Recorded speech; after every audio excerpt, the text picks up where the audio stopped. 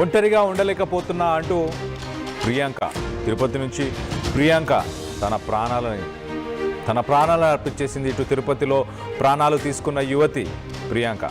Tirupati Alipiri police station పరిధిలోని తిమ్మయ్యనాడు పాలెంలో ఈ ఘటన చోటు చేసుకుంది. ఇరిగేషన్ డిపార్ట్మెంట్లో పనిచేస్తున్న ప్రియాంక తల్లిదండ్రులు లేకపోవడంతో ఒంటరి జీవితాన్ని భరించలేక ఈ ఘాతుకానికి పాల్పడింది. ఆ ఫోటోలో చూస్తే ఆ అమ్మాయిని చూస్తే అసలు ఏమాత్రం తనకి మానసికంగా ఇంత బాధ ఉన్నది అన్నట్టు ఏమాత్రం అనిపించట్లేదు.